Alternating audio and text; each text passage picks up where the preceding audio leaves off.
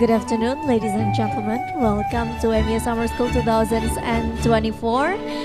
For all of you who has come to the room, please have a seat in the first or in the front seat first. Okay, so please fill in the front seat first. Please move forward. Whoever is still in the behind, please move forward.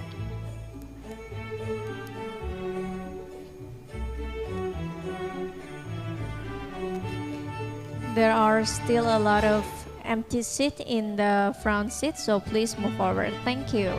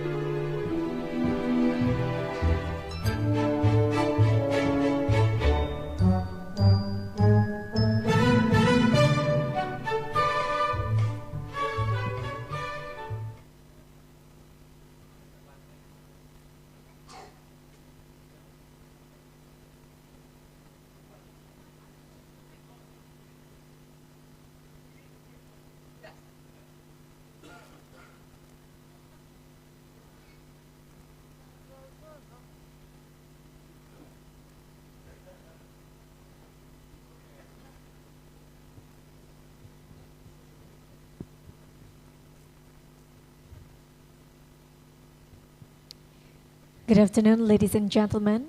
UMY Summer School 2024 will be going to start in a moment.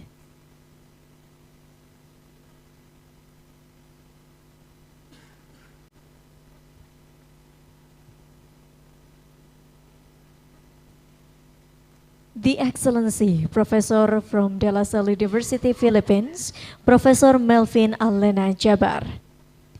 The Vice Rector for Students, Alumni, and Al-Islam Kemuhammadiyahan Affairs of Universitas Muhammadiyah Yogyakarta, Professor Faris Al-Fadat MA, PhD. Dean of Faculties, Directors, Head of Department, Universitas Muhammadiyah Yogyakarta, distinguished guests, and PIC of Universitas Muhammadiyah Yogyakarta Summer School 2024. Assalamualaikum warahmatullahi wabarakatuh. All praises to Allah subhanahu wa ta'ala who has given us mercy and blessings so we able to meet and gather in this place without any troubles and obstacles. May salawat and salam always be upon to our Prophet of Islam, Muhammad sallallahu alaihi wasallam. Because of his guidance has brought us from the distractions to the light of Islam. Ladies and gentlemen, we're delighted to welcome you to opening ceremony Universitas Muhammadiyah Yogyakarta Summer School 2024. Universitas Muhammadiyah Yogyakarta Summer School is held every year by Universitas Muhammadiyah Yogyakarta. This year's Universitas Muhammadiyah Yogyakarta Summer School 2024 came up with the theme Empowering Global Communities Through Inclusive Education and Digital Advocacy. Dear audiences, I am Ratu Bernesa Effendi. And I am Muhammad Raihan Nasir Ismail. Feel so much content to be here with you today as the master of ceremony of this event. But ladies and gentlemen, to start our event today, let us listen together to the recitation of the Holy Quran. Without any further ado, to Abdul Hakim Ishaq from International Student from Arabic Language Education Department, the time is yours.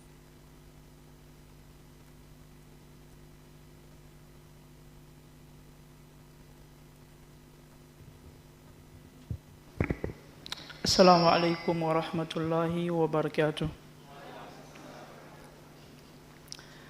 أعوذ بالله من الشيطان الرجيم. يا أيها الذين آمنوا إنما المشركون نجس فلا يقربوا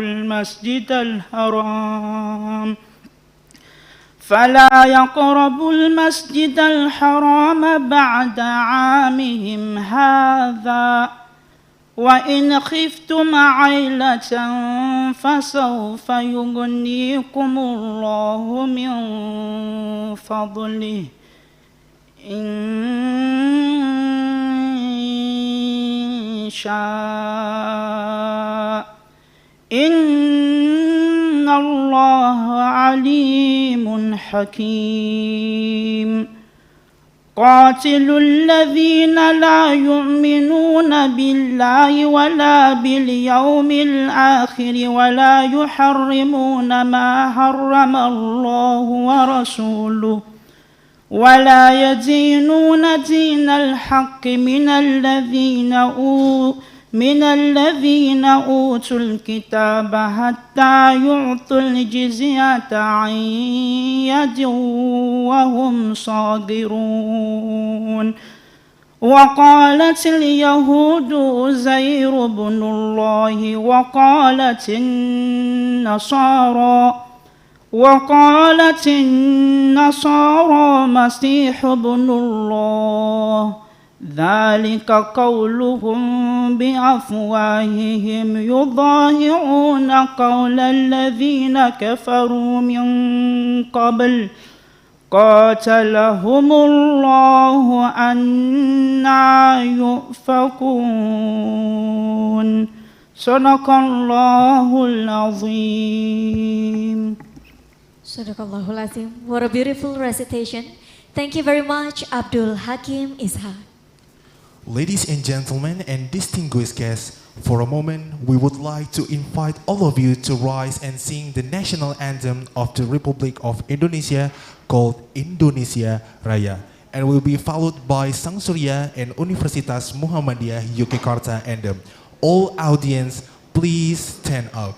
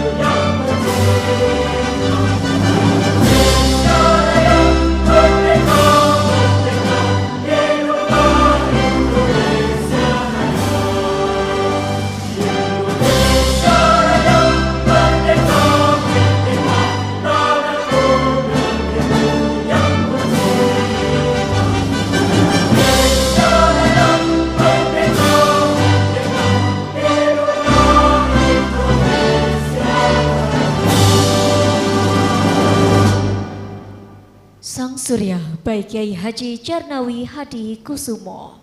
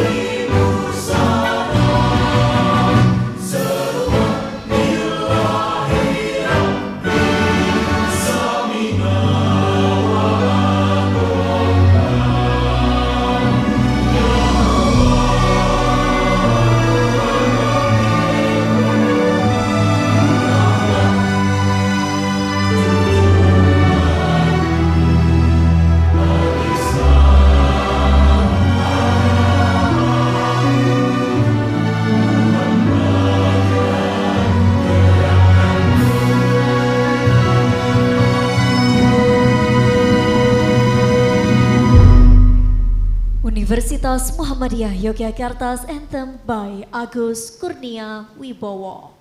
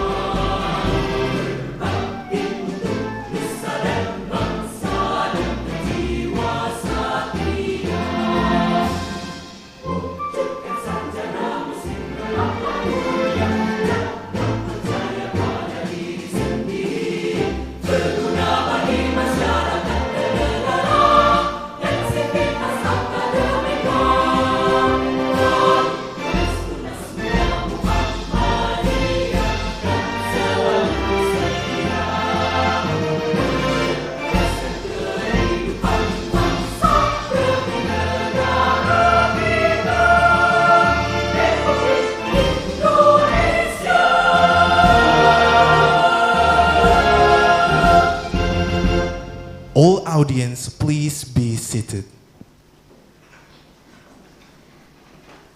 Well, ladies and gentlemen, before proceeding to our main agenda, let us all watch the UMY Summer School 2024 teaser, which will be showing up in a moment. Please enjoy.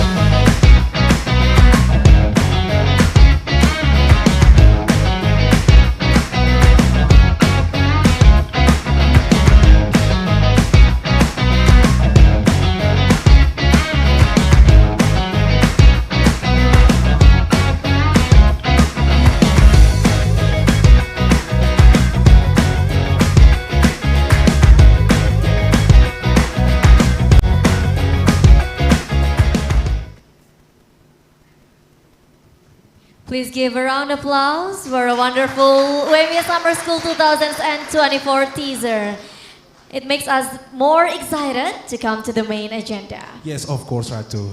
So, ladies and gentlemen, proceeding with today's special event and without any further ado, I would like to invite the Vice Rector for Students, Alumni, and AIK Affairs of Universitas Muhammadiyah Yogyakarta to Professor Faris Al-Fadat MA PhD to give a welcoming remarks. The time is yours.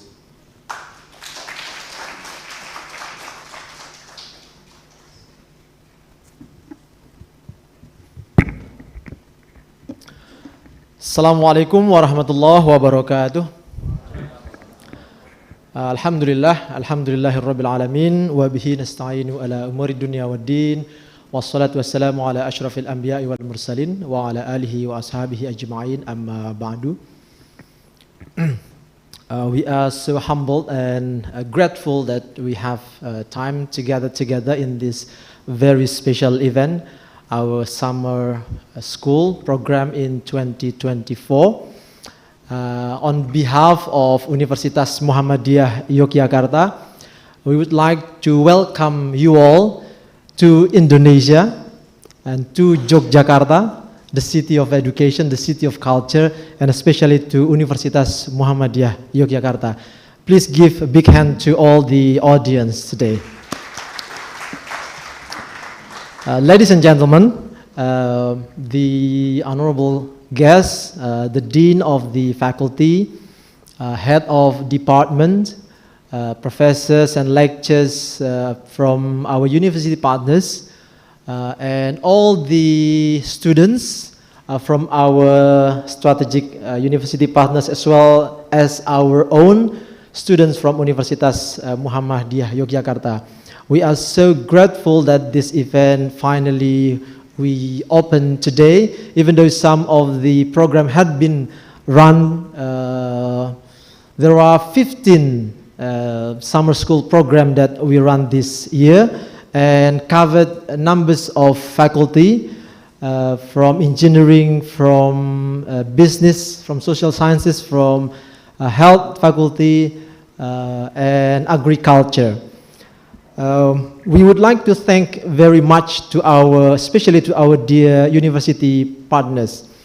This is a very productive collaboration. We have done this for almost 10 years now, and we are so grateful and thank you for our ongoing collaboration. And we know that collaboration is one of the most important tools for enhancing our quality, even its education, its economy, and social engagement. So on behalf of the rector and all the members of Universitas Muhammadiyah Yogyakarta, once again, we would like to thank you very much. And this year's summer school topic, it's very important indeed. It's about education, how to empower education through inclusive and digital.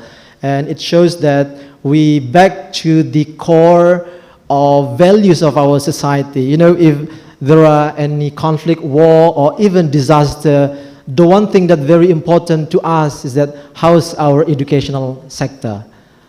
Because that's very important. If there is a conflict, we remember that in 2006, Yogyakarta, this city was attacked by one of the huge earthquake. It was killed thousands of people at the time. And the one thing that we want to take care at the beginning is that how's the school infrastructure. And one of the program from our university is that to send hundreds and even thousands of students to the village that struck by the earthquake to help the school from primary, junior high school and senior high school. And that's also happened to other countries when there was a conflict. Education is one of the most important. And we collaborate, especially our university, we collaborate with our government to also taking part of that enhancing quality of education, not only in Indonesia, but also overseas. For the last 2 years, we have been closely collaborate with the Ministry of Foreign Affairs to have participate in the government agenda project in collaborate with our strategic countries partners, especially now in a period of developing their societies from Palestine as well as Afghanistan. So the government provided scholarship for bringing some of the best students to Indonesia, and we are proud that Universitas Muhammadiyah Yogyakarta taking part of that, and we welcome students to learn about education, to learn about culture. And this summer school program also beneficial not only to enhance the quality of education, but also to prepare for the future generation, the future leaders. Because the summer school program is not only provide learning, new things that you learn in terms of academic, but also the most important thing is that to engage one another, to know one another's culture, to talk to each other. And that's, I think, one of the most important during this program. I'll talk shortly about Southeast Asia, why Southeast Asia is considered the most peaceful region on earth. Even compared to the most advanced like European Union, Southeast Asia is the most peaceful. Why? Because we know each other better. We talk to each other better. We travel across the countries better. So in that sense, we hope that this summer school program will provide all the students from other countries. I know there are 20 countries students coming from to join the summer school, and more almost 150 universities, 150 students joining the program. We hope the program runs well, and we thank you very much for all the committee the dean, the head of the department, the vice dean, and the secretary of the department, as well as the international office, and be happy for all organizing the event. And I close the speech by saying Alhamdulillah, Alhamdulillahirabbil alamin. Assalamualaikum warahmatullahi wabarakatuh. Thank you very much, Professor Faris. Please remain on the stage to join the opening ceremony. And we would like to invite Mr. Idam Badruzaman to please accompany for the opening ceremony by hitting the gong. Also, we would like to invite Mr. Takdir Ali Mukti, the Dean, also the head of department.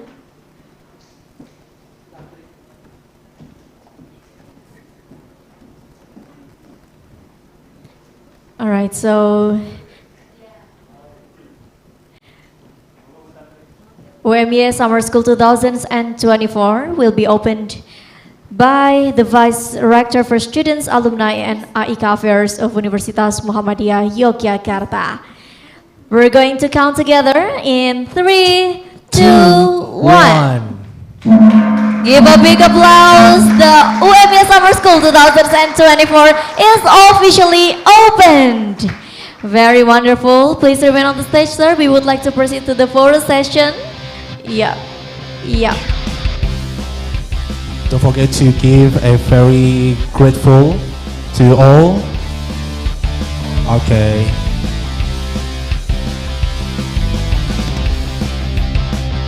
All right. So after this session, we would like to invite all the PIC. Okay, so we would like to immediately invite all the PIC. All the PIC of UMY Summer School 2024. Okay, probably some of you are on the stage. Could be on the stage. Yep. Okay, so everybody's in frame. How, Mr. Majid? Okay, we have to make sure that this is the best angle for us, since this is a very special occasion. Okay, ready? 3, 2, 1. Okay. Okay, probably once more with the best pose, the best smile. 3, 2, 1. All right. Thank you very much. You may back to your seat.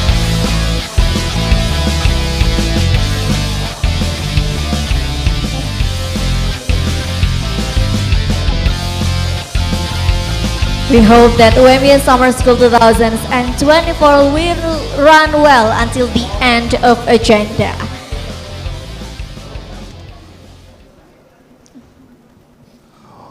Ladies and gentlemen, next a special Indonesian traditional performance called Montro by Sentaka Mudia. Montro is a traditional dance found by Kanjeng Pangeran Yudonegoro, the son-in-law of Sri Sultan Hamengkubuwono VIII. This dance was developed in Kauman Pleret, Bantul as the art of selawatan with poetry that is sung praises to God and Prophet, which accompanied by the drumming of tambourines, beduk, and kendang. Now please welcome Montro traditional dance by Sentaka Mudia. Please enjoy.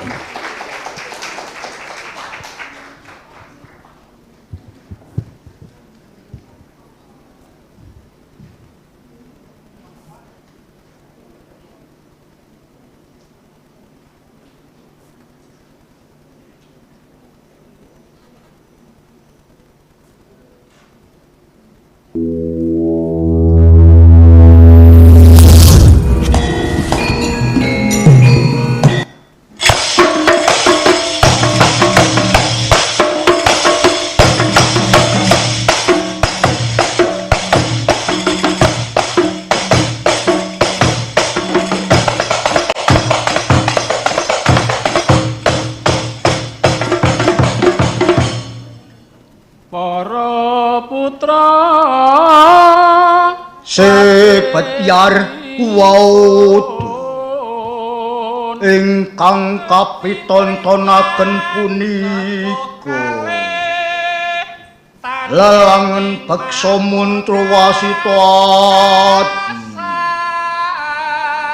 ingkang dipun tindakaken komunitas seniman tari Bantul mrih awantaring Nusantara Yenten rajan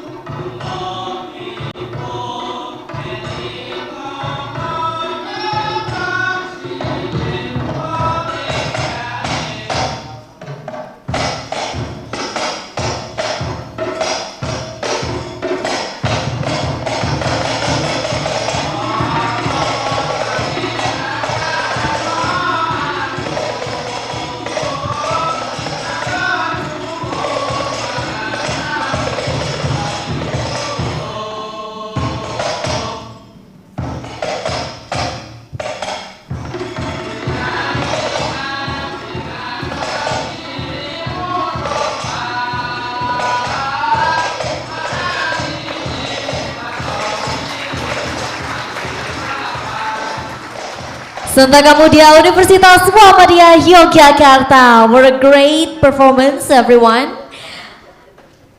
Alright everyone, now this is the moment you all have been waiting for, our main agenda, but before that we have quiz for all attendees today. All participants here and on the Zoom can join in this quiz session. Yeah, before we're proceeding to the main agenda, we would like to invite all of you to have fun by having a quiz. This will be quizzes, yeah. Absolutely, all the students may know the quizzes. So there will be link or QR code.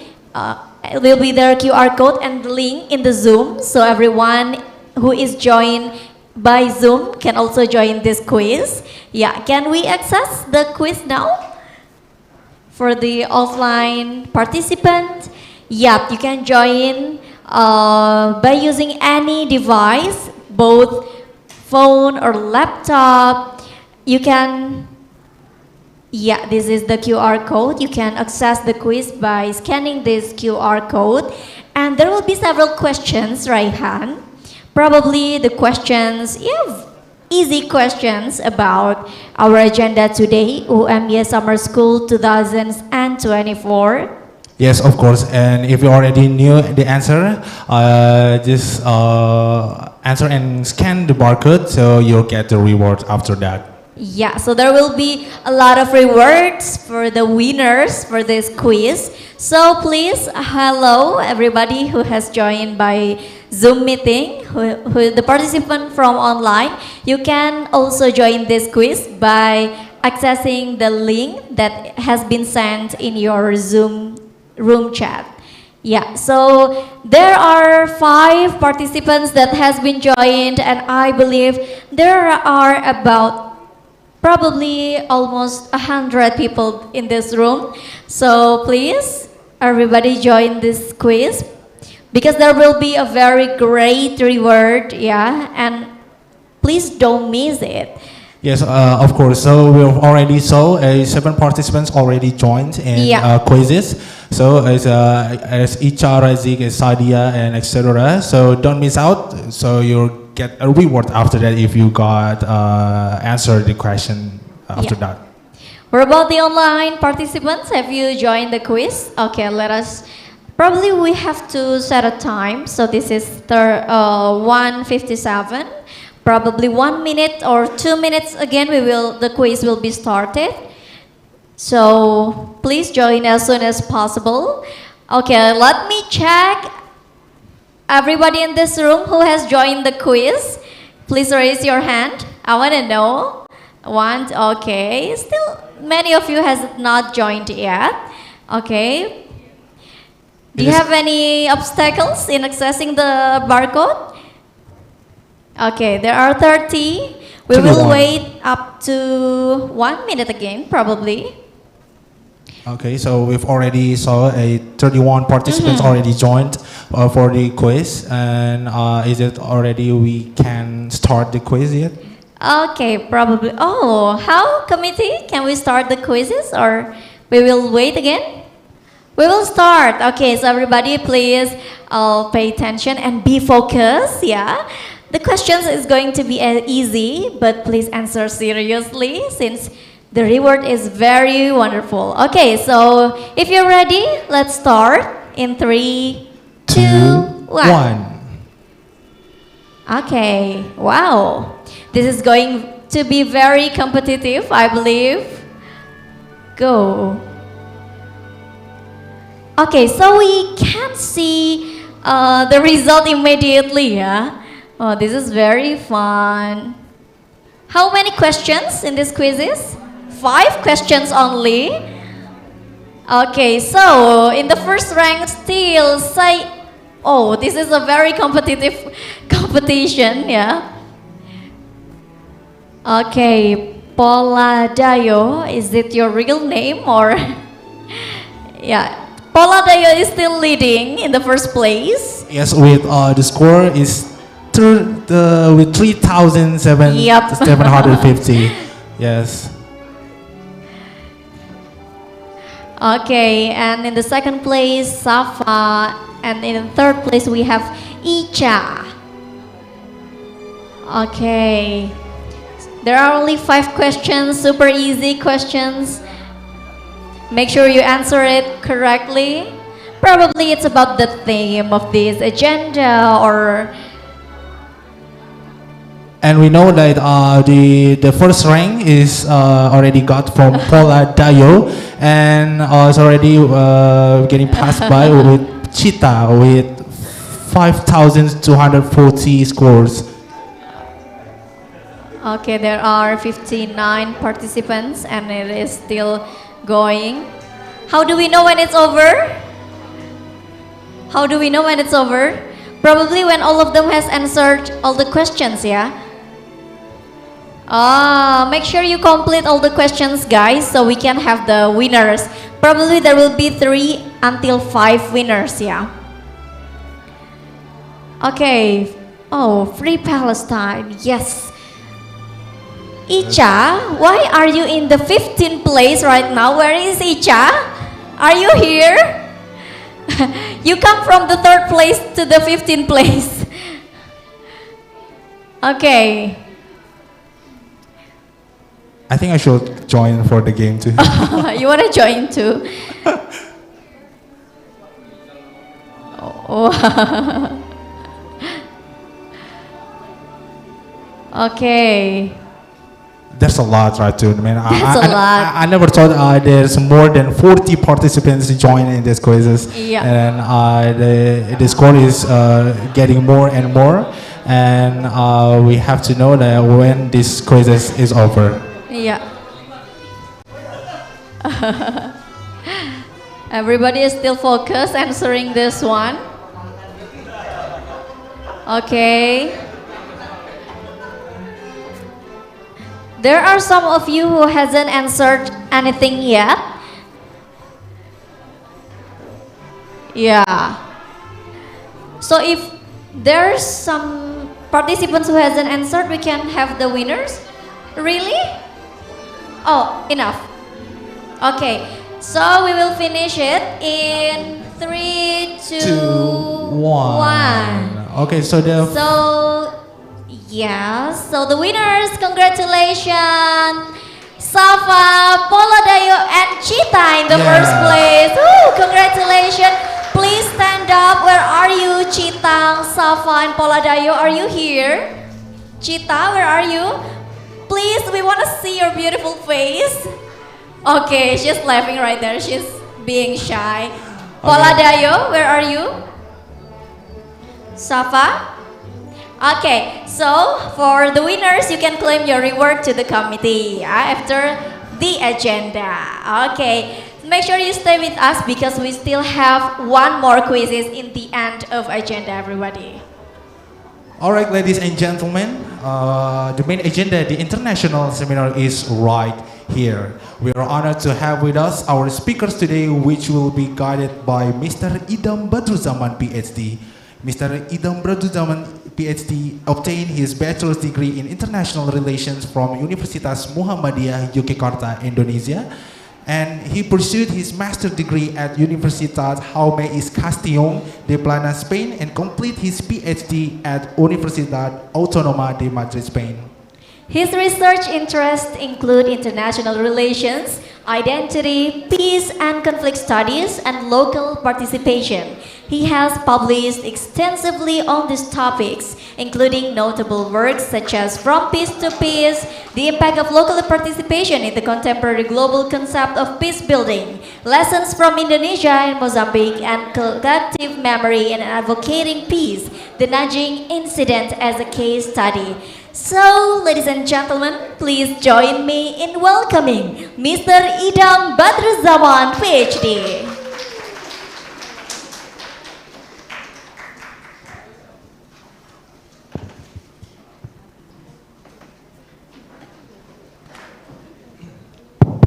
Check. Assalamualaikum warahmatullahi wabarakatuh. Good afternoon, everyone. So happy to be here among all of the excited, interested participants, and of course, enthusiastic participants. And I can see the diversity of the participants as it is actually a sign of the inclusivity, because we are talking about the inclusivity later by two distinguished speakers. So I think it would be worth mentioning about the inclusivity aspect of our event today. Now, I would like to read the short biography of each speakers. Now, the first one is Professor Faris Al-Fadat, PhD. He is a professor of political economy and currently serves as a vice rector for student and alumni affairs, Universitas Muhammadiyah Yogyakarta. He received his PhD in politics and international studies from Murdoch University, Australia. I don't know how to say it correctly, but later Professor Faris would say it Murdoch, because I've heard that pronouncing Murdoch is a special, so I'm gonna let you pronounce it later on. And he did some postdoctoral fellowship at the Department of Public Administration, Korea University. Previously, he has been a visiting scholar in the Graduate School of Global Studies, Tokyo University of Foreign Studies, the Japan Foundation, and the Asia Research Center, Murdoch University. Again, his research interests revolve around international political economy issues, especially those related to regional economic governance, contestation in East Asia and in East and Southeast Asia, and the role of corporate actors and capitalist transformations. His articles have appeared in such journals as Journal of Contemporary Asia, Asian Affairs, East Asia, Australian Journal of International Affairs, Journal of Asian and African Studies, and Journal of Forest Economics. He is the author of The Rise of International Capital, Indonesia Conglomerates in ASEAN, which is published by Palgrave Macmillan. Now, we would like to invite him to the stage. Let's welcome Pak Faris Al-Fadat.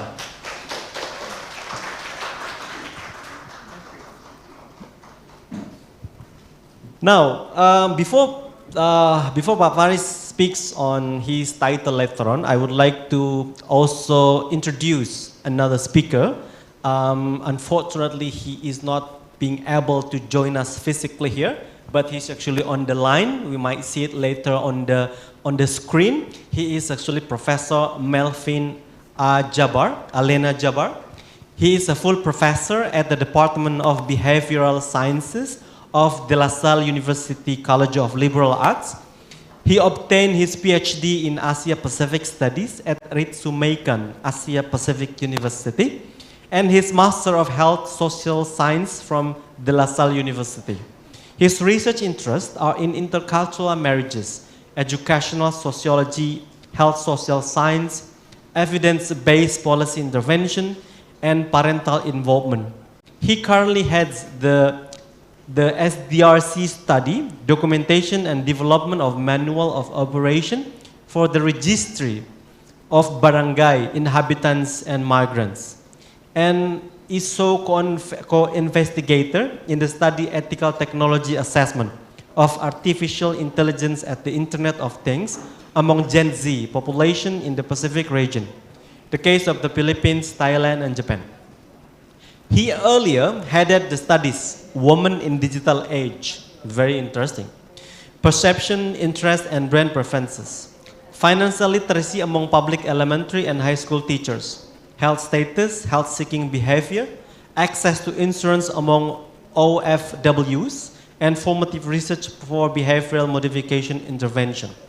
He has also been co-investigator for studies reclaiming Filipino indigenous cultures through teaching and learning, baseline and impact assessment of health literacy project in Region 6, hospital financing among local government units, effect of devolution on local health expenditure, and from the margins to the mainstream of society, transforming the lives of workers with exceptionality, their co-workers, business, corporate practices, policies, and the workplace.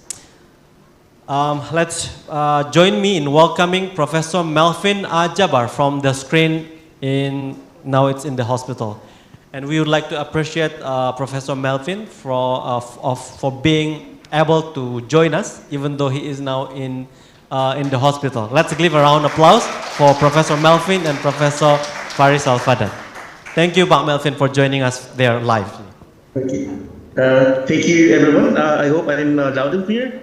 Can someone confirm? Yes, you are. Professor Melvin, I would like to give you, would you like to go first now? Yes, because I might have a checkup later. Okay, sure. If it's possible. All right. Then let's give a round of applause for Professor Melvin to give his speech. Go ahead, Pak Melvin. Good afternoon to everyone. It's a pity that I'm not able to join you physically, but I'm quite here. Nonetheless, thanks to the technology, I'm able to join you virtually. And I'm here today to share with you our experience in the Philippines when it comes to digital advocacy. And I'm going to focus on one specific issue because when we talk about community empowerment, it deals with a lot of sectors and a lot of issues. But for the interest of time, I'm going to focus on one issue that is very dear to me because I've been doing research on this topic for quite some time already. Can we show the slide, please?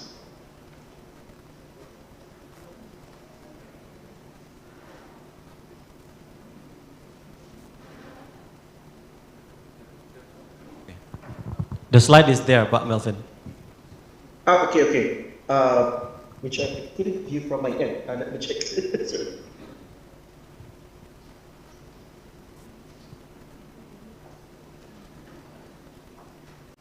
Pak Melvin, before you go, I would like to remind you that you will have 20 minutes max to give your speech. Thank you.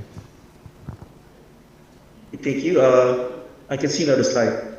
So basically, the title of my presentation is Community Empowerment through Digital Advocacy in the Philippines. And as mentioned earlier, I'm a professor from the Department of Sociology and Behavioral Sciences. It used to be Department of Behavioral Sciences. And I'm doing a visiting research stint at the Department of International Relations at Universitas Muhammadiyah Jakarta. Now, before I'm going to, next slide please. Before I'm going to talk about our experience using digital advocacy in community empowerment, let us dissect first what these terms are so that we're able to contextualize and understand how digital advocacy would actually work or otherwise. Can we go to the next slide, please? So just a little participation from the audience. I'd like to field in this question. What comes to mind when you hear the word empowerment? If you wish to answer the question, you may type in your answer in the chat box, or you may open your mic and freely say what you should say, you're supposed to say. So the question is, what comes to mind when you hear the word empowerment? Maybe 5 answers from the audience before I proceed.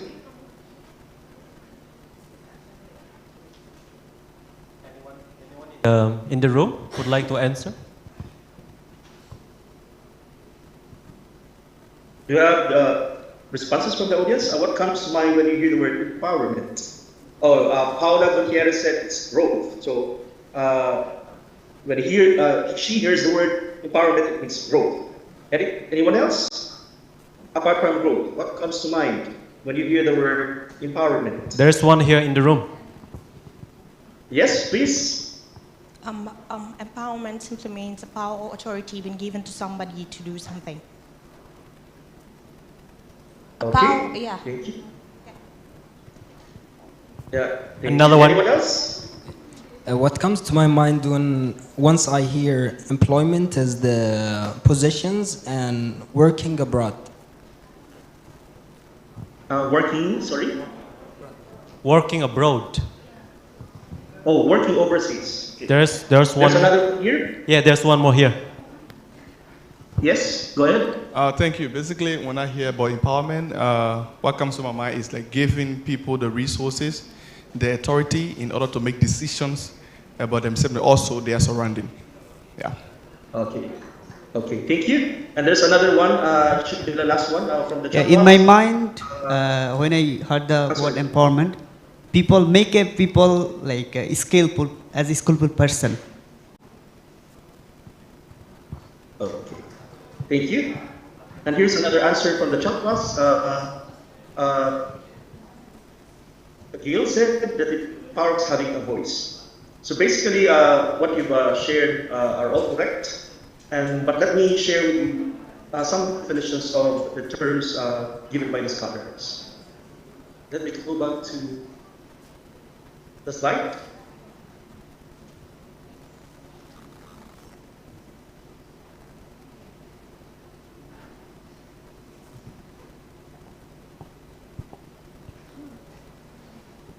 Check.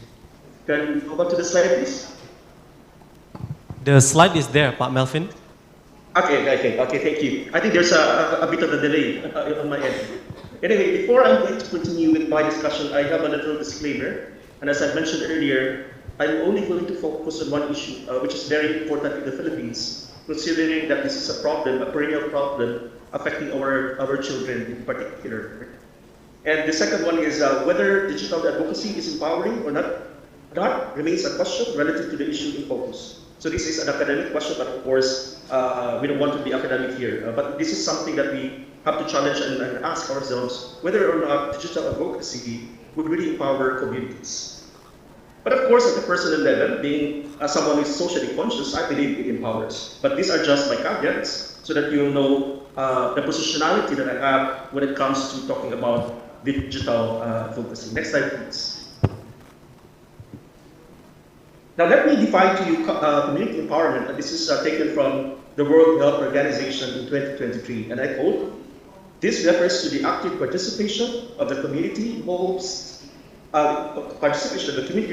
involves engaging all citizens, women, and that's what we're talking about, inclusion, in making local decisions. And this requires continuous efforts and facilitating mechanisms to empower, especially the disadvantaged." So the very key terms here that we need to understand. The first one is active participation of the community. So when we talk about community empowerment, the community is expected to be active in terms of decision making, in terms of planning, in terms of managing, and so on and so forth. And the criterion of community empowerment is that it must be inclusive. Women and men, and even those who are in the disadvantaged position. And many, this would include senior citizens, for example, people with disability, and so on and so forth. And again, the purpose of trying to mobilize community is for them to be able to make decisions on their own. In other words, the decision should not come from the top, it should come from the bottom. And again, for you to be able to do this would require mechanisms to make sure that these communities are actually empowered. Next slide, please. Now, when we talk about community empowerment, it can be applied in all social facets of our lives. It can be applicable in health and development. We can talk about community empowerment in terms of counseling, in terms of education, vocational skills enhancement, health promotion, agriculture, environment, fisheries, refugees, and other sectors. But again, because we cannot talk all about this today, I'm going to focus later on a very important issue that affects Filipino children. And again, children is classified as a sector which is considered to be in a disadvantaged position. Next slide, please. Now, what are the characteristics of community empowerment? Now, the first one, the inspiration or motivation, if you will, and the determination should come from the members of the community or the individuals residing in the community. The second one, it is the community that will be able to deal with their own problems. They are the best individuals to deal with their own problems because they know the context. The third one, they are the ones that can decide suitable or appropriate actions as solutions to their problems. So there is a sense of ownership in terms of problem, and later on in terms of the responsibility. So in community empowerment, we are actually cultivating a culture of shared responsibility. Okay? But this would require local leadership and access to resources. And these resources could be human resources, this could be economic resources, and so on and so on. And then of course, most importantly, it requires active participation from the community. So when we talk about community empowerment, we're not only talking about participation of community leaders, but we're also talking about participation of the members of the community, even without positions. Next slide, please. Now, there are two important elements for us to be able to empower communities. The first one is social mobilization, And then the second one will be your capacity building. In other words, these are the two important ingredients for us to be able to empower communities. Now, what is social mobilization? According to WHO, again, in 2003, social mobilization is a tool for enabling people to organize themselves for collective action. So not individual action, but collective action. And pooling resources and building solidarity. So in social mobilization, we have to make sure that every member of the community is able to contribute something. And this contribution may not necessarily be economic. These resources could be in kind. And through our mobilization, members of the community should be able to build rapport and eventually achieve solidarity or social cohesion, if you like. It is an essential requirement for community advancement, resolving problems, and achieving common goals. So those are the necessary ingredients: collective action, pooling resources, and building solidarity. And social mobilization empowers people and enables them to initiate and control their own personal and community development, as opposed to mere participation rather in initiatives. So again, we're talking about the bottom-up approach, that initiatives should come from the community and not from external sources, like for example, external agents like the government, like funding agencies, for example, like non-government organizations, for example. Next slide, please. Now, the second ingredient necessary for us to be able to empower our communities is your capacity building.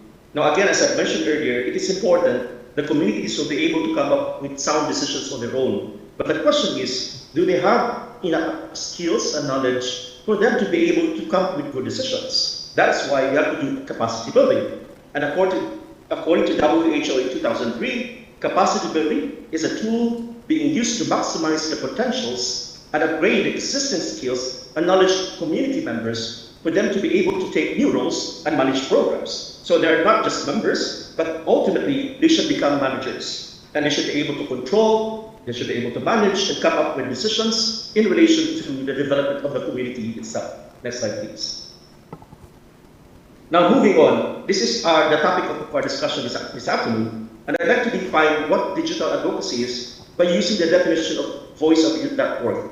And according to them, I quote, "Advocacy is an organized process of influencing people or institutions to achieve a stated positive change." So when you talk about advocacy, it is a process by which you want to influence people, you want to influence institutions, or even you want to influence political actors so that they're going to buy into your advocacy, which is to promote positive change. So one important thing in advocacy is for people to buy into your recommendations or suggestions, if you will. Now, when we talk about digital advocacy, this means the process is mostly digital by using digital tools. So basically, we want to influence people, we want to influence institutions, we want to influence political actors by using the digital technology. Next slide, please. Now, another important concept is what we call digital empowerment, which refers to, according to Facebook, the building of communities of responsible digital citizens. So the first one, community empowerment, is more largely face-to-face. It's based on a space, a location. But when we talk about digital empowerment, it talks about communities online and how they use digital technologies in a responsible way. Next slide, please. So the question is, will digital empowerment result in community empowerment? Or is it also possible that community empowerment results in digital empowerment? So there is a synergy between the two concepts. But our focus here is looking into how digital advocacy promotes empowerment, community empowerment, that could be digital or otherwise. Next slide, please. Now, how digital advocacy works. Now, there are different ways to empower communities through the digital space, but obviously, many literature would cite that it's the social media that can be used in the effort to empower communities. You know for a fact that many of us are connected to social media, in various platforms. But that remains a question whether it is really effective. I'm going to show with you later examples of advocacy that were not quite successful. Now, according to our book, Jenkins and Akshay in 2017, I told, social media will be one way to advocate for social justice for underserved or marginalized communities. But the problem is, do these underserved or marginalized communities have access to digital technologies, given the fact that there exists digital divide? So even when before we talk about digital advocacy, we're supposed to even discuss digital divide or access to technology. How can we empower communities when they don't have access to internet in the first place? So these are questions that we need to ponder upon, especially reflecting whether or not digital advocacy really works in terms of empowering our communities. Next slide, please. So the question becomes, will digital advocacy empower communities, or can empowered communities become empowered digital communities? So these are complicated questions, and I don't expect that we'll be able to answer all of this, but nonetheless, I hope the cases that I'll be able to present sooner will help us reflect and answer these questions. Next slide, please. Now, why social media is a great tool for advocacy? Now, according to Voter Voice, social media is effective because of its reach. In other words, you can reach a wider audience. The second, it's two-way communication, where people can actually discuss to the discussion board. People can, in social media, they can just reply, comment. And then the third one is access to lawmakers, with the assumption that lawmakers themselves also have access to social media. So these are the three reasons why they think that social media is effective in doing our digital advocacy. Next slide, please. Now, the issue that I'm going to focus today is about the online sexual exploitation against children. Again, as I mentioned earlier, community issues are quite broad. Even the sectors are quite broad. And we can talk about community empowerment in all those aspects. But I'm going to focus on online sexual exploitation against children. So in other words, the advocacies, the digital advocacies that I'm going to present tries to contribute something so that you will be able to solve the problem of online sexual exploitation against children. Now, why I chose this problem? Well, for several reasons. Next slide, please. The Philippines, my country, is the epicenter of society. Many of our children are victims of online sexual exploitation against children. The problem happens online, and therefore advocacy should be done online. And social media plays a crucial role in both prevention, not both, but crucial role in prevention, detection, and deterrence, discouraging people to actually do the crime because of the punishment. And USAID is a crime that is heavily a separate affair.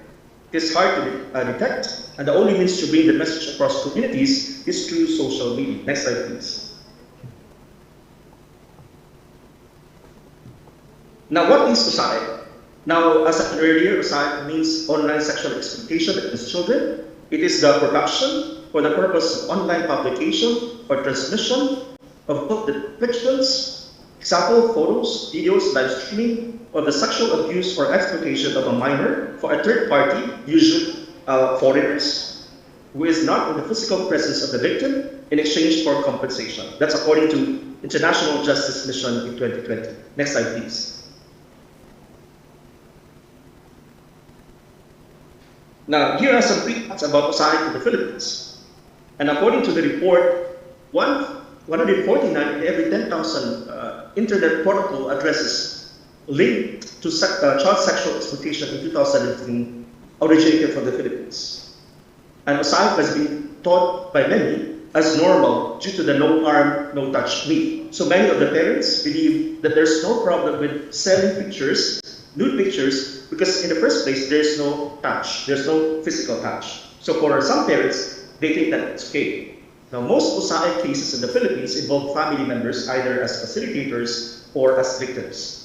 And according to the report, an estimated 2 million children were subjected to grave instances of online sexual exploitation. Next slide, please. Now, the next few slides will show you examples of advocacies that are really targeting USAID. And number one, the first By the way, I'm going to share with you some digital advocacy based on Facebook. Of course, there are other platforms, but for the purpose of our discussion today, I'm going to focus on advocacies that made use of Facebook as a platform.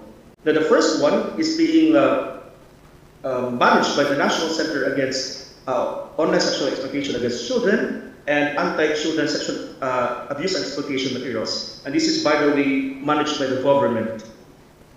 Next slide, please. And that particular web page, Facebook page has a total of 3.6K followers. And the last posting was June 21, 2024. If you're going to look at the contents, it focuses on press releases, campaign videos, and events. It contains digital advocacy materials, but advocacy is not entirely the purpose. They would also post their activities and other events and announcements. Next slide, please. The next one is the Stop USAEC, or the Against Stop or End Online Sexual Abuse and Exploitation of Children. Next slide, please. So please, now this is an advocacy, but you can notice that they only have 3 followers, and the last posting was last August 3 of 2022.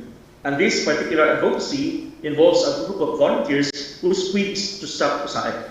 The contents are promotional posters to fight against USAID. Next slide, please. This one is the Parents Unite Against USAID. And again, this involves parents who would like to fight USAID. Next slide, please.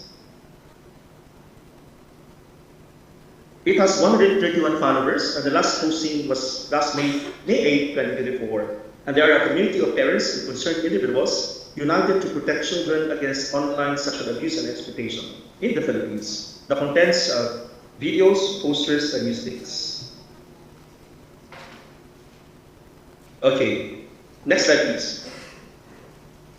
This is another advocacy. This is a local advocacy. It's called Advocacy. Next slide, please. It has 118 followers, and these are the contents of the Facebook page. Next slide, please. I only have 4 minutes. Another advocacy, which is called the BACA, which stands for, next slide, please. Yeah, there's a typo, but BACA here means bring awareness and take action. Okay, and this is a youth organization, and they basically would like to provide materials for people to be aware of USAID. Next slide, please. Here's another example, Click USAID. This is also, again, a digital advocacy. Next slide, please. And they only have 204 followers. Next slide. So we have, let's eliminate USAID in Antipolo City. This is a local government, this is an initiative in the local government unit. Next slide, please. And it has only 160 followers. Next slide, please. You have To Board Against USAID. It's also a local initiative. Next slide, please. With only 174 followers. Next slide, please. We have Safer Kids PH. Next slide. This one has a good number of followers with 6.9 thousand, and this is basically being managed and financed by the UNICEF. So understandably, they would have a lot of followers. Next slide, please. Next slide. Here's another example, Youth for Safety Illegal Chapter. This is a local initiative in a city called Illegal City in Mindanao. Next slide, please. With a total of 624 followers. Next slide. Okay, so I'd like to conclude my presentation by sharing with you some observations. Although quite limited, I only have about 10 advocacies, but nonetheless they offer us insights and lessons. Number 1, USAID awareness campaign programs targeting young people are still mostly done face-to-face. There are only a few digital advocacy initiatives, at least on Facebook. And Facebook pages supported by the government and international NGOs like UNICEF tend to have more followers and tend to post original materials. And FB pages done at the local government level are not being significantly followed. Next slide, please. Now, ideally, the social media advocacy should increase awareness among parents and children so that they will be empowered and will be able to make sound decisions regarding the welfare of the child. However, there's a question about which community are we talking about when spaces and boundaries become elusive online. Number 5, while it is assumed that digital advocacy can have wider reach, it is difficult to capture the audience due to the blurring boundaries. There's no physical boundary unless advocacy is localized. Next slide, please. And there's a need to revisit the messaging of digital advocacy to capture the attention of the audience, intensify reach or increase wider audience by actively sharing the FB pages. Most of the FB pages, as I've shown earlier, are not updated on a regular basis. Next slide, please. And another observation is that well-funded digital advocacy tend to have original contents. And lastly, even if it's well-funded, the digital advocacy efforts, at least on FB, hardly reach 10,000. So the question is, how can we improve? Because the idea here, the assumption is that through social media like Facebook, we're able to reach a wider audience. But how come, if you look at the examples that I've given, they have little number of followers? So that question. So I'd like to end my presentation with that, although I have still a number of slides, but I don't want to extend the time. So thank you very much for listening. Thank you very much, Pak Melvin. Let's give a round of applause for him, live from the hospital of PKU Gamping. Okay, very interesting facts and also insight delivered by Prof. Melvin, especially about the case studies that is taking place in the Philippines. And I think 10 of the case studies that have been delivered has a variety of results, and I think we can also know more about it later on the question and answer sessions. Hopefully, Pak Melvin still be joining later after the speech by Pak Faris after this. Then later there will be only limited questions available, 3 questions only after the speech. Okay, so the one that have been explained by Pak Melvin was under the title Empowering Global Communities Through Digital Advocacy. Now we are going to listen to Professor Paris under the title Empowering Global Communities Through Inclusive Education. Now without further ado, I would like to give a floor to Prof. Paris and give a round of applause for him.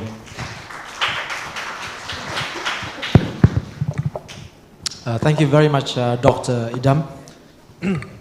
He challenged me to pronounce my university. So it says Murdoch. Okay. So it's not Murdoch, it's a Murdoch. So it's named after Sir Walter Murdoch. It's a prominent politician and leader in Western Australia. So the name of the university comes from that. Well, thank you, by the way. Thank you, everyone, all the lecturers and all students. The topic it's a very important, while it's quite challenging. So before I talk about the inclusive education, I want to mention about the shocking data. 2021, it's like 3 years ago. Sorry, yeah, it's 3 years ago.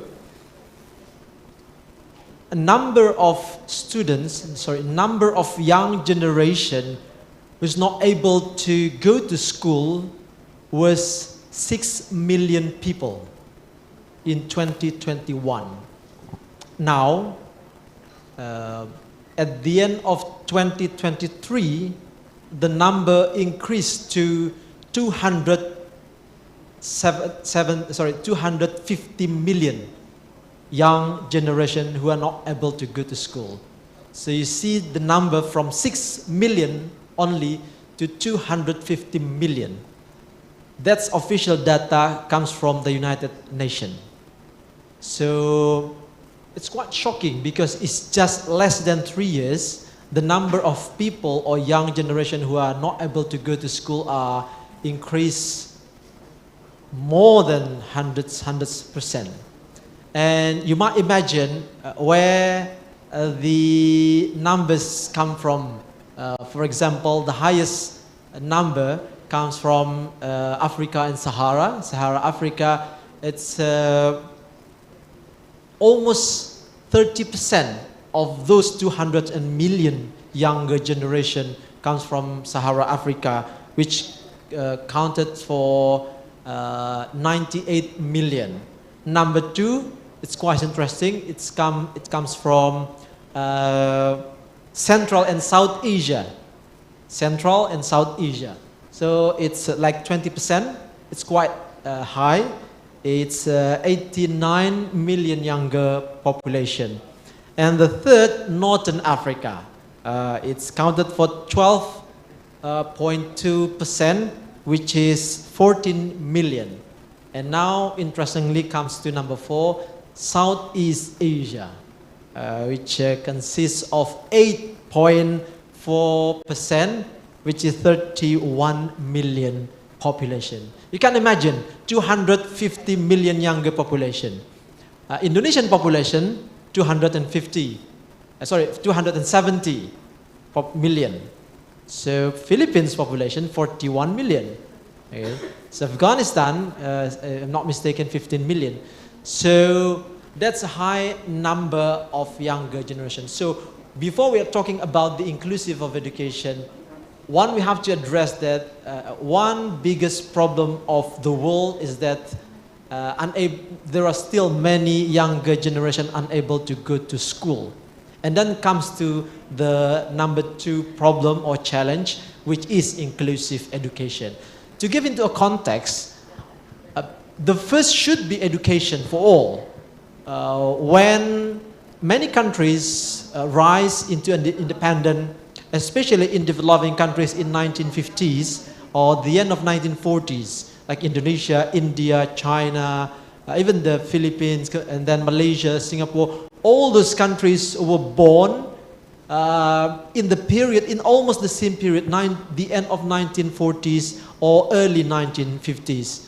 So the first problem is that less educated people. So they send many future generation go to school, not only in here, in their own country. For example, I will be talking much about Indonesia as an example. So you see that many younger generation at the time pushed to go to university to design as the future leader. And some of them were sent to Netherlands as the colonized country in Indonesia. And that's the early period. But in 1960s, many people in Indonesia were sent to the United States first, and second to Southeast Asia. Most of them went to Malaysia and some to the Philippines to prepare themselves to be educated. So I think that's in many countries, education for all is the very important one. And the second, now we are talking through times, we are more concerned about the inclusivity of education. We are not talking merely about whose people not able to go to school, but now we are talking about who are now at school. Now they are at the university. We want to make sure if they are able to study equally, all right? If we are talking about income inequality, for example, we know that there are differences in income inequality. Now in education, to address the inequality of access of education for those who are already at school, who are already at the university, people talking about the inclusivity. And according to the United Nations, this is part of the bigger picture of the education, not only in developing countries, but also in developed countries as well, in the United States, as well as in the Europe. But in my opinion, at least there are 3 causes or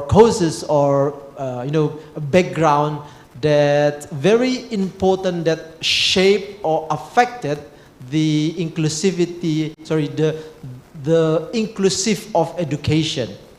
People feel that they are not part of, other students, for example. Me, myself, my personal experience, because I just knew that inclusive of education is very important, because my own daughter need special treatment because she's not as many as other kids as usual, because she's more hyperactive, cannot stand for 1 minute, always running around, always think like adult even though she's just 7 years old. So, and then I realized that I didn't know that from my personal experience, and then I went to psychologists and they told me that you need special treatment, you need a special approach to your own daughter. And that's, I knew that there are schools that provide inclusivity, that taking care of the student based on the expectation of that individual. So that's the background of, we believe that each individual has a special gift for that. That's why, in my opinion, there are three social backgrounds that affected in general currently. First, the pandemic, COVID-19. It's hugely affected the access of education.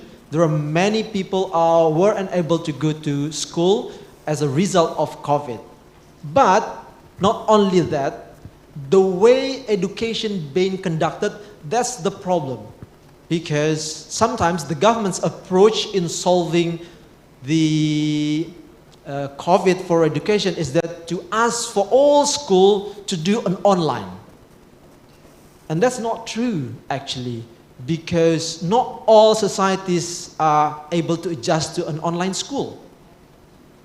For cities like Jakarta, Surabaya, even Yogyakarta might be able to adjust with that.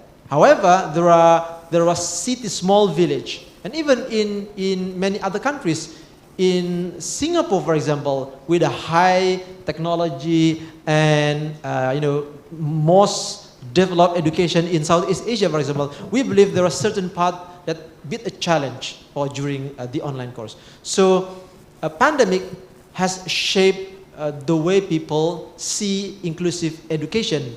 In Indonesian case, at the time, there were many criticisms toward the government because the government has a sole policy. First, that tried to close the school. What we know that at the time, the policy is that to freeze all the activities at school and university. The second, change that into an online course.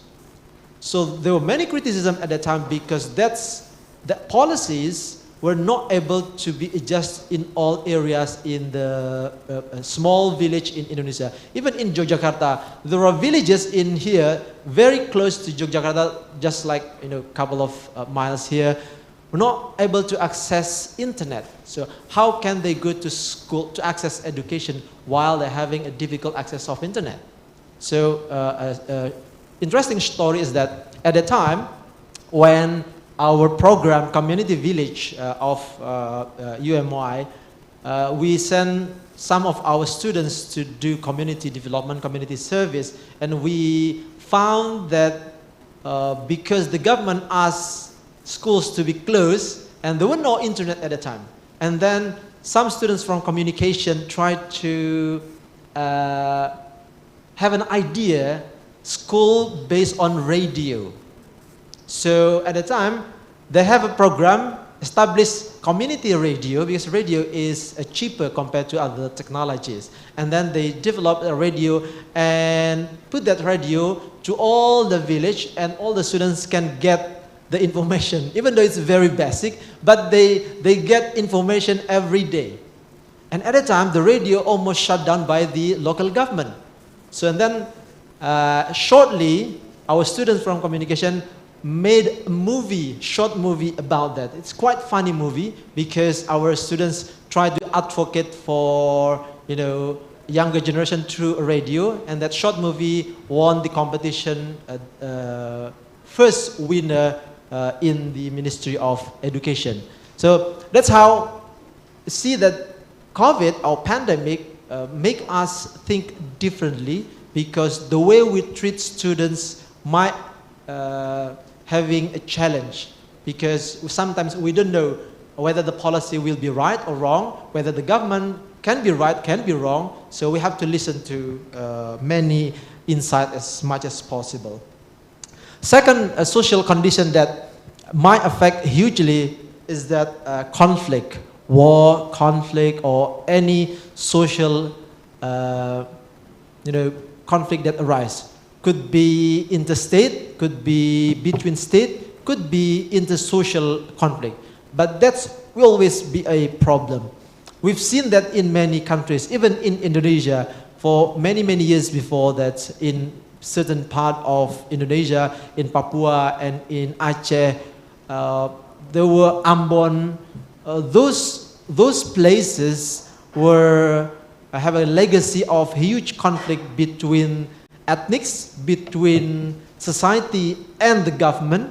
So during that conflict, people were not able to go to school, and people feel that school were very expensive, something that untouchable. So when they have an access to school, and then they realize that not all of them have the same quality of education as big cities. Now, almost part of Indonesia have education access, but not all have the same quality of education. And lastly, the very important thing is that the third factor is that we are now engaged with younger generation, which having a different culture and having different problem. See, I have mentioned before to my students, do you agree that Generation Z or Gen Z is the most problematic, the most stressful generation compared to other generations before? And most of them say yes. And some say so-so or 50-50, but none of them say no. So they intend to agree on this, presumption that they are vulnerable, that they are easily being distracted. When I ask, why you feel that way? Some of them answered the right answer. That's they really every day being inseparable to the technology and internet. So they cannot live without internet because they don't know what time they don't have access to internet. As long as they remember from childhood, they already got internet and technology. That's different compared to their parents, previous generation. As long as they can remember, they said they always remember that internet was there. So that's part of the problem. So what I want to say is that during this engagement with younger generation, with new generation, the way education being run should not be the same. Many things that when we are talking about inclusive education, we are mostly talking about special disabilities, like what I said about my daughter. For example, there are special disabilities. We treat individual based on their need. But that's not only the problem, because another problem is that the way we run education, the way we take approach run education. I have to say that I'm not expert on this matter because my research is about political economy and corporate, but I'm talking based on my experience as educator, as a teacher. So not only we see that students, each individual has a special need, but we have to see from the bigger picture, from the system, how we're gonna run the educational system. For example, are we going to run education based on online, or because all students are having access to online, for example? Or are we going to stop an online access during education? That's something it's very important to address. For example, as I said before, that many people put criticism to the government because many educators at that time don't believe on an online education as the sole solving problem at the time. Because face-to-face is also very important. We cannot lead all an online system education the whole part of education in Indonesia. So, thank you. So, thank you. So, in conclusion is that when we are talking about inclusivity of education, we might first push the institution to take a different approach. Even though education run through period, for example, our university here is not designed for inclusivity before because it was born in 1980s and moved to this university in 1990s. But now, because of inclusivity, is part of our common problem. So we address that. We provide more facilities to address. For example, we can know now how many students are going to psychologists. We know how many people are in special need, for example, and we try to provide facilities for that. That's how to respond. And second, even though we try to push for institutions to change, but one another very important is that to take a personal approach. If we want to change education to be more inclusive, I think we have to be brave enough to be the one who listen to differences. If you can do that, I think the future will be brighter in your generation in a couple of years ahead, when your time to take in charge for many policies in your own government. Thank you very much. Assalamualaikum warahmatullahi wabarakatuh. Very much. Thank you very much, Professor Faris, for delivering a title of the empowering the global communities through an inclusive education.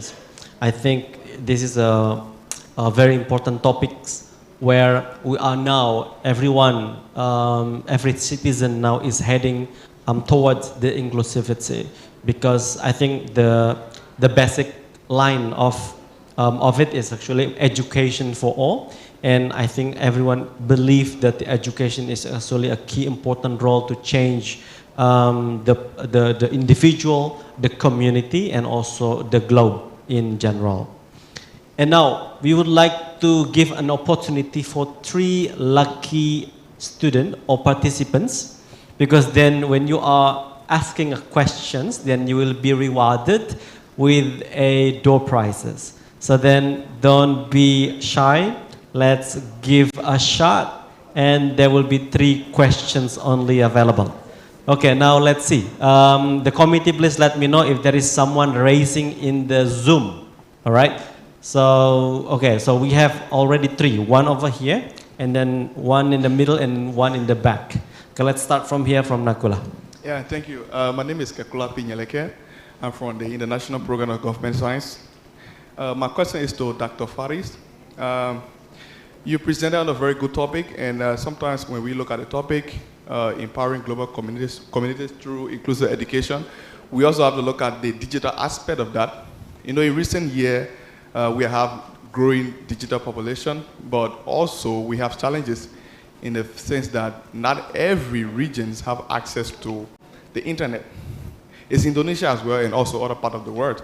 And due to that, we have a gap in education, and also we have gap in innovation. And these gaps create a kind of inequalities in terms of unemployment. It has resulted in higher unemployment rate because our schools are now graduating students who are not fit for the current job market.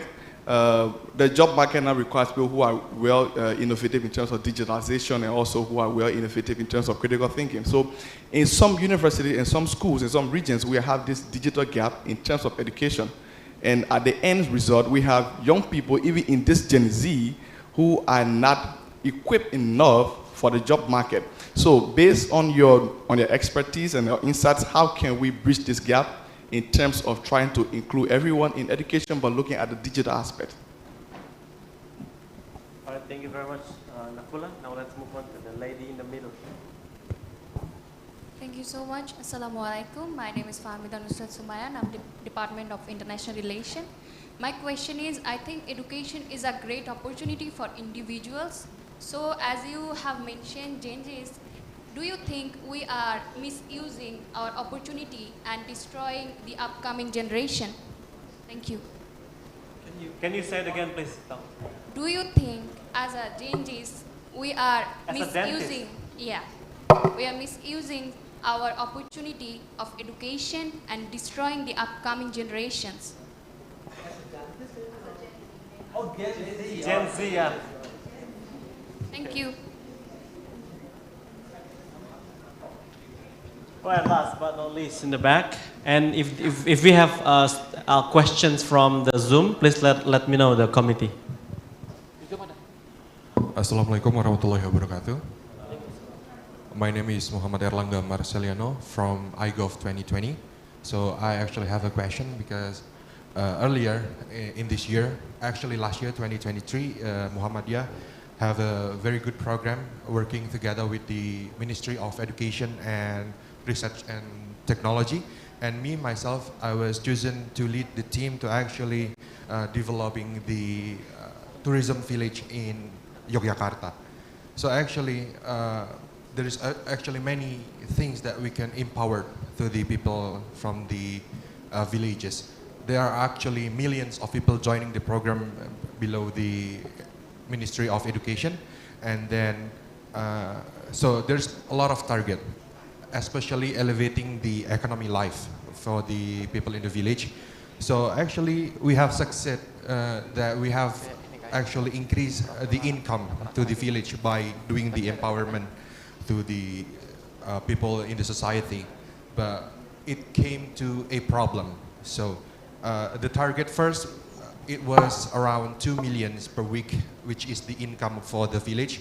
And then when we came and then we do the empowerment, it actually grew 1,200% to 38 million. But then we have a problem. When we leave the program, when the program ends, it actually does not last. So what we gave to the society actually does not last for a very long time after we left the program. So my question is how we solve and make sure that the empowerment that we gave to the society actually lasts for a long time. Thank you. Thank you very much. Do we have question from the Zoom? The committee? There is none. Okay. All right then. Only 3 lucky persons today.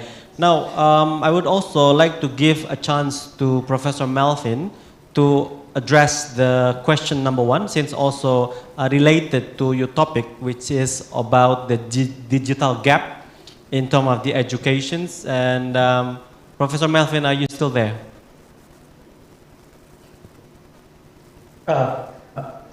Professor, I'm so sorry. It wasn't clear in my end. Can you please repeat the first question? Okay. So you're there. So the Nakula says questions about the digital gap in some of the societies, in some of the areas, that they cannot be equipped with the eligibility in accessing the job markets afterwards. And what do you think about that?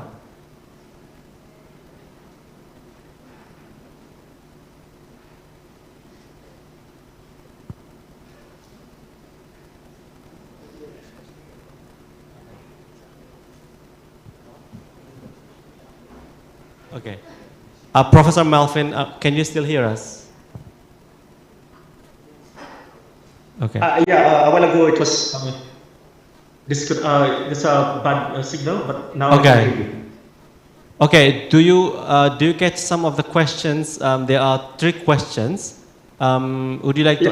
For the first question, it seems to me that it's about the digital divide. That not all areas can actually access the internet, which would pose problems in relation to access to education. Exactly. Is that correct? Yes. Okay.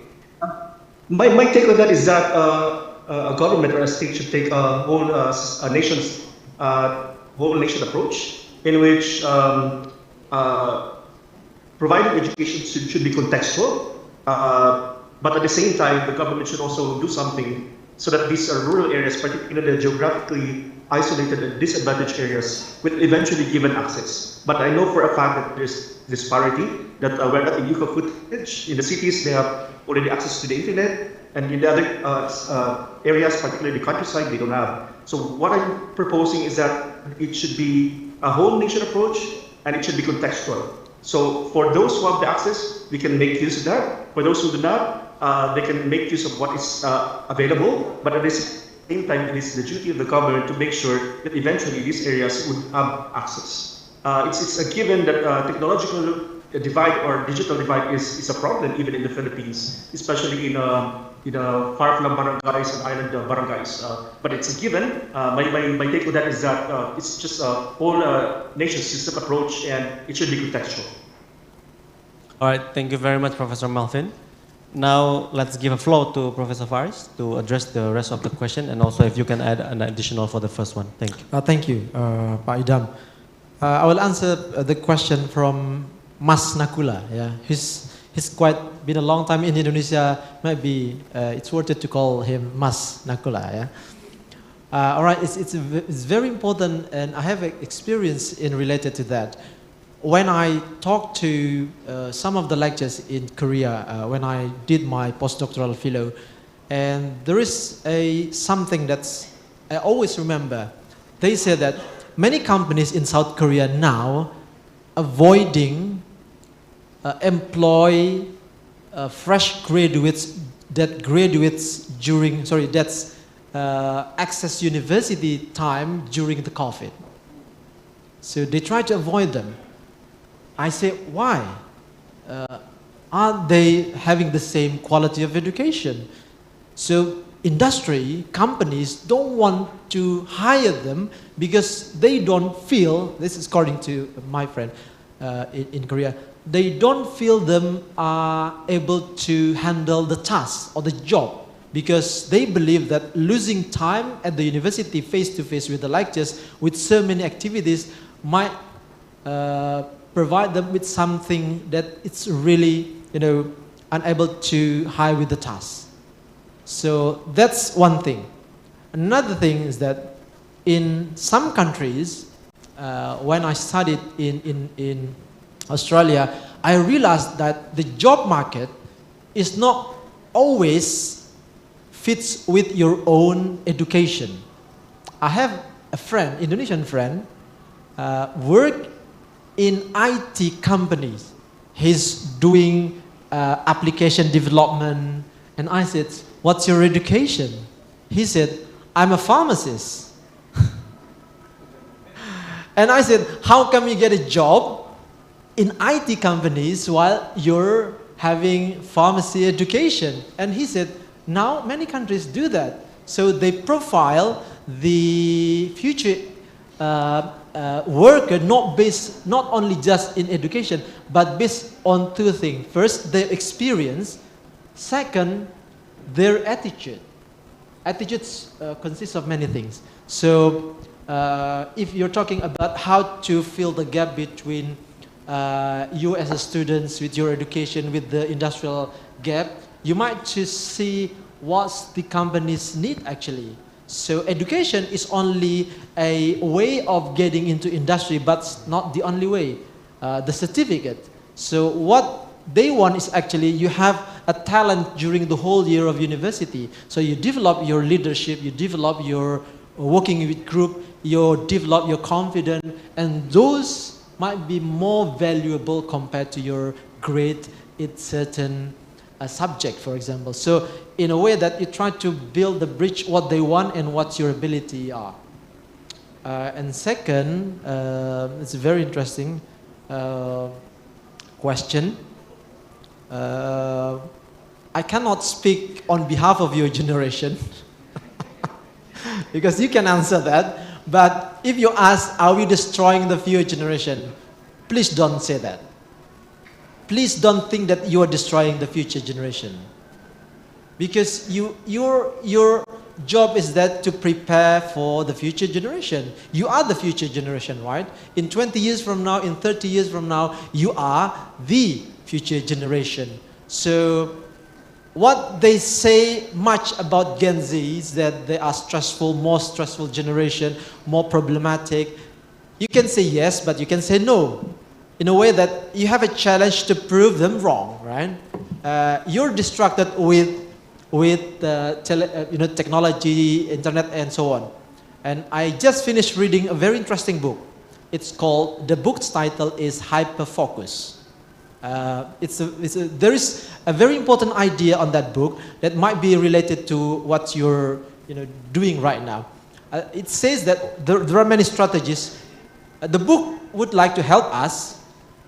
We have time, right? 24 hours. Some people working more hours, but getting less, not payment, getting less achievement. However, there are many people working less hour, but more achievement, more job they can finish. So the book helped us to do that. So one idea that's very interesting for Gen Z is that it's very important sometimes we disconnect ourselves from technology. Because the one that you cannot make yourself avoid is that technology, right? You cannot live with technology. We cannot live without. If you lose your phone for 1 minute, you're worried. And there is a survey that somebody working on screen for 40 seconds, less than a minute, they try to find their phone or searching anywhere online. They're working, writing something, right? Just less than a minute, only 40 seconds. This is according to the survey. And after 40 seconds, they try to find something else. And many lectures do that, right? So the book says, try to disconnect yourself from everything. Just for a couple of hours. And you will be happy. You will be happier. And I think your job is that to prove many people that say Gen Z is wrong, or Gen Z is being distracted, Gen Z, all bad things about Gen Z, please prove them wrong. And I think that's much better things to do. And to Erlangga, it's a very, very difficult question because have been done by government, have been done by international institution to provide empowerment project, but when they leave, the same activities, the same old habit happens, still continue, right?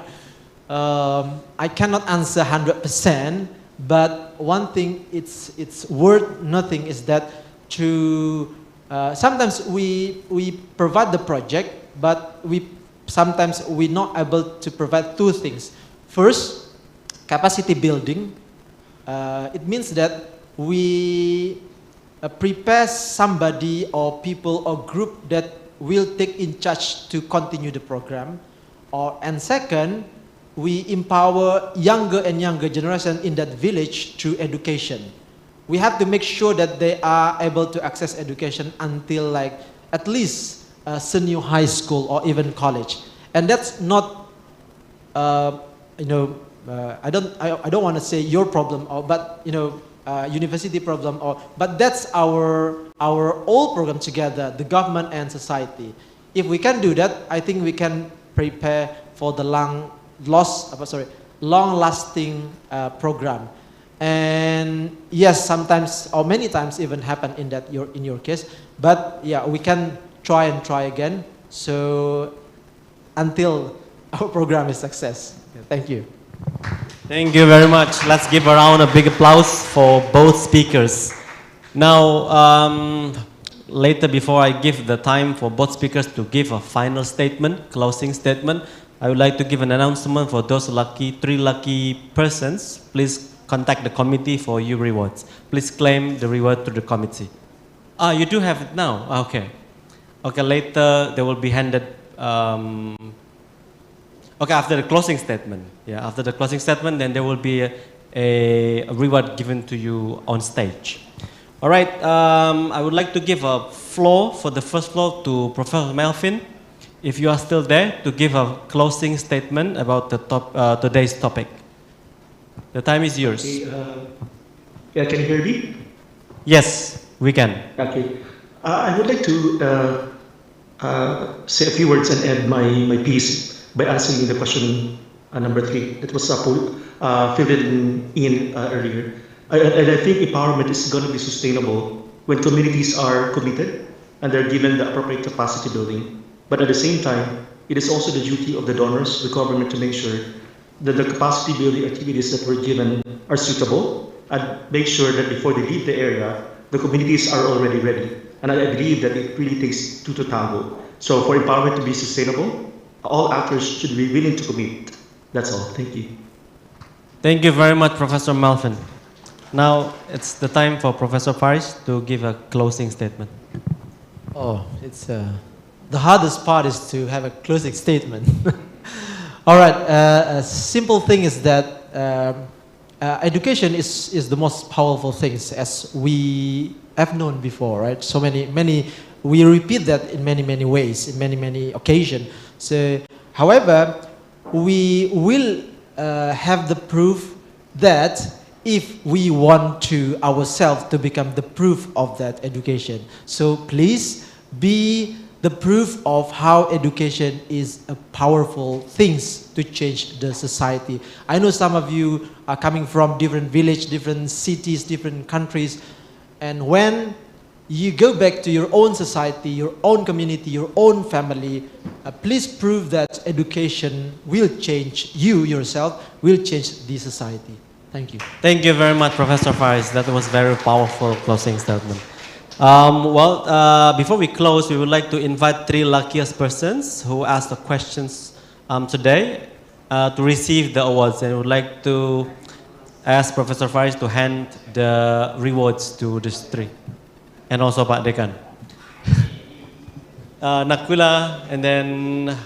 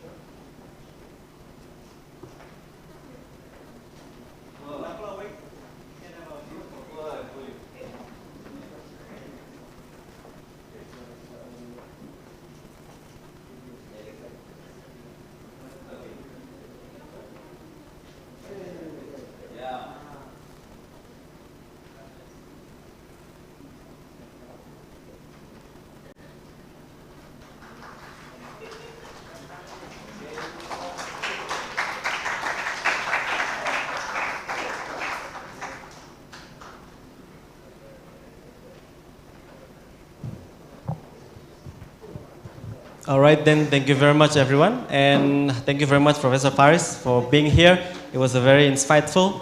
And let's see again in another time. I will give this flame back to the Master of Ceremony. Thank you. Assalamualaikum warahmatullahi wabarakatuh.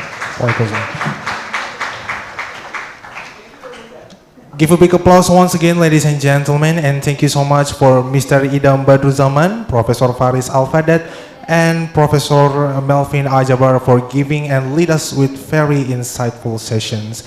Ladies and gentlemen, as we come to the end of today's seminar, I would like to extend our heartfelt gratitude to all our panelist speakers and our moderator for their insightful contributions and engaging discussions. Today's seminar has been truly enlightening, providing us with a deeper understanding about empowering global communities through inclusive education and digital advocacy. We hope that the knowledge and insights shared today will inspire and inform your work moving forward. Yeah. Before we finally finish our agenda, we have once again an exciting quiz session to test your knowledge and reward your participation. Yeah, Rehan, this is such a fun way to recap some of the key points discussed and engage with everyone here and also everyone in the Zoom meeting. So we will do quizzes again. Okay, committee, are you ready? But for now, we will set the time. Yeah. So we are about to set the time about 2 or 3 minutes. Is that right, Ratu? Yeah. So for those who want to register or participate, we're waiting for you to register on the quizzes lobby for about 3 or 2 minutes. So go fast. Okay. Okay, where's the barcode? Yeah, it is finally here. You can, yeah, the same as just now. You can access it by scanning the barcode, and everyone participant in the Zoom meeting, you can click the link that has been sent in the room chat. Yeah. Yeah, so we already saw Paul Adayo has already joined the lobby, and we've already got 7 and 8 more to go participants in lobby.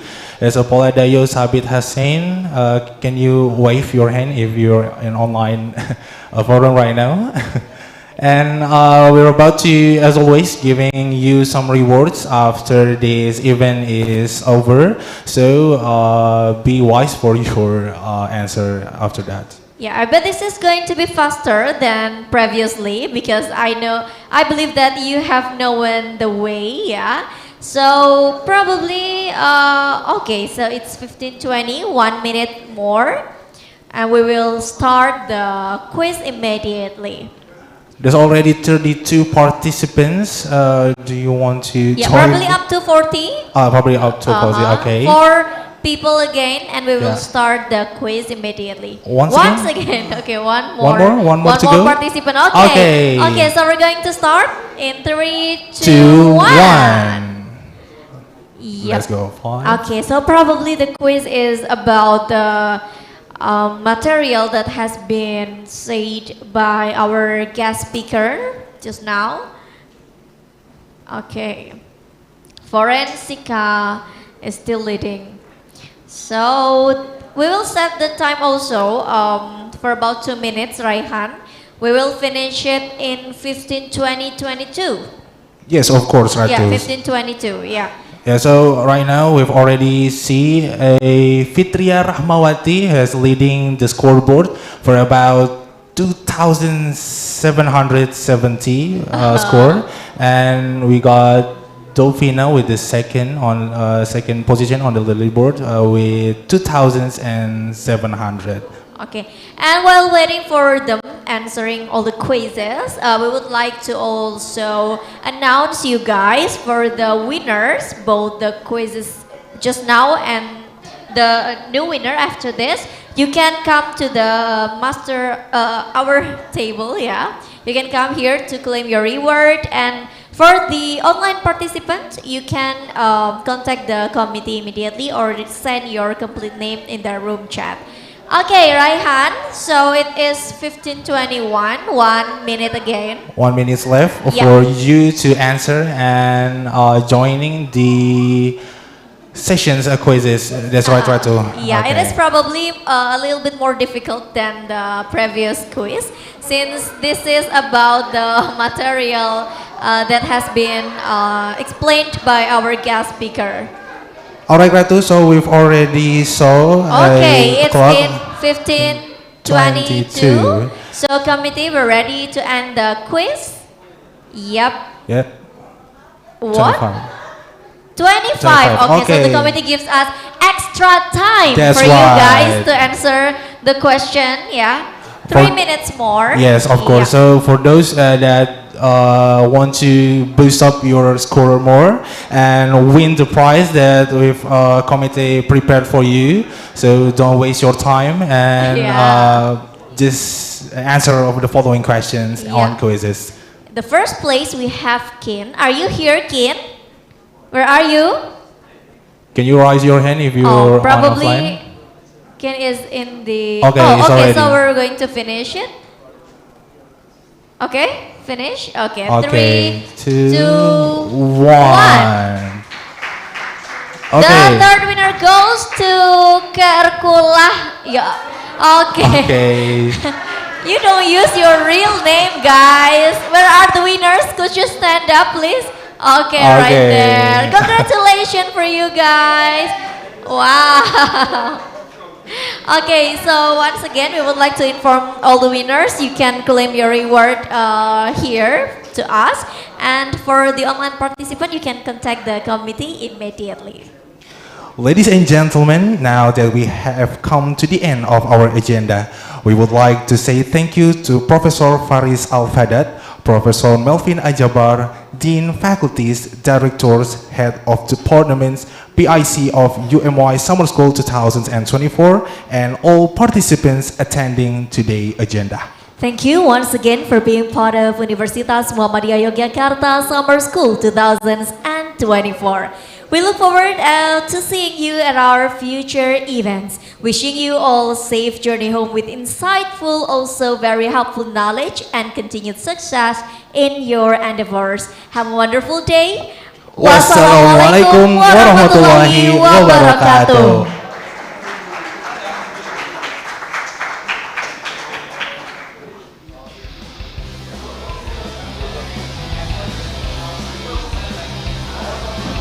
We would like to inform you, all of the participants, to have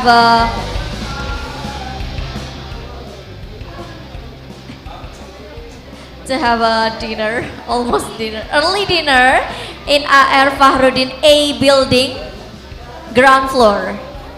Once again, for all the participants, you can join our early dinner, in the AR Fahrudin A building in the ground floor.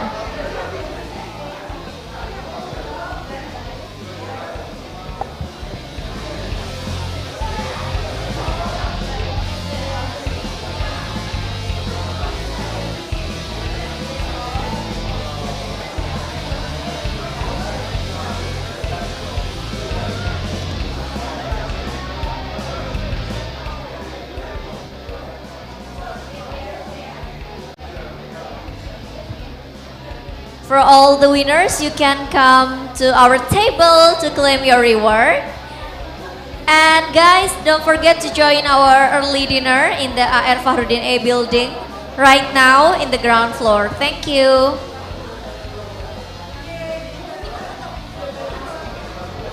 To all committee, please come to the stage to have a picture together.